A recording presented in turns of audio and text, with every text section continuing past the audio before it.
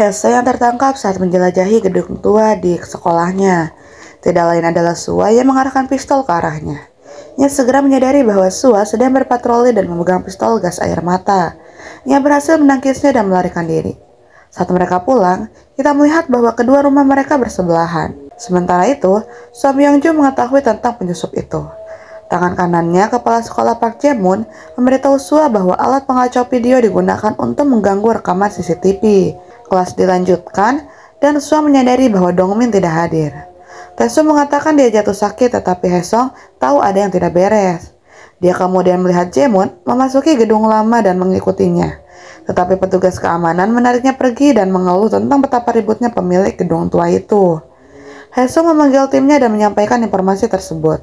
Ia kemudian mendengar suara dari tempat sampah di dekatnya dan menemukan Dongmin terikat di dalamnya. Ia melepaskannya dan Dongmin meminta untuk tidak memberitahu para guru karena itu akan memperburuk keadaan. Sua mendatangi mereka dan memanggil Hae-sung ke kantornya. Sua mengira bahwa Hee-sung lah yang menindas Dongmin. Tim melihat laporan berita tentang rencana Som Yong-ju untuk meluncurkan proyek Education City yang menghabiskan biaya sekitar 800 juta, nilai yang sama dengan emas batangan yang disembunyikannya. Sementara itu, Som Yong-ju memberitahu kepala sekolah Park Jae-moon untuk menambahkan kelas khusus berisi siswa dengan lebih banyak fasilitas daripada sebelumnya. Ketika ia mengatakan orang-orang mengeluh tentang perlakuan terhadap 10% teratas, ia menyuruhnya untuk menambahkan lebih banyak divisi di antara para siswa untuk mengadu domba mereka. Saat istirahat makan siang, Hae-sung duduk bersama Dongmin saat ia mengaku mengetahui cerita-cerita seram tentang gedung tua itu. Ia mengatakan ada seorang siswi balet yang diganggu oleh teman-teman sekelasnya. Suatu hari, dia lari dari mereka dan mengalami kecelakaan yang merenggut kedua kakinya. Karena tidak bisa menari lagi, dia gantung diri. Para pengganggu itu menyembunyikan tubuhnya dan sejak saat itu, arwahnya menghantui ruang bawah tanah.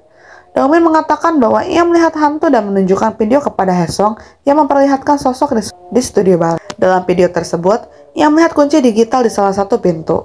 Sebelum Dongmin dapat melanjutkan ke cerita berikutnya, Tae-soo dan pasukannya datang dan mulai mengganggu Dongmin lagi. Kali ini, Hae-sung tidak dapat menahan diri untuk tidak melawan Tae-soo. Tae-soo mulai berkelahi, tetapi tentu saja Hae-sung dapat mengalahkannya.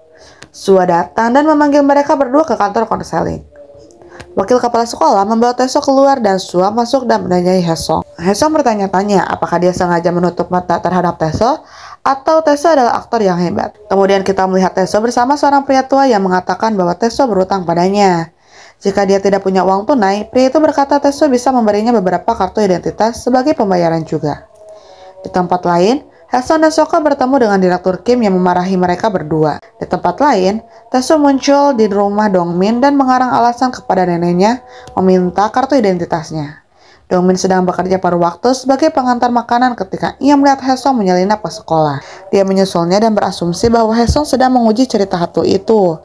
Dia memasuki gedung meskipun Hae-sung protes. Mereka mendengar suara-suara dari studio balet dan melihat seorang pria bertopi memaku salah satu papan lantai.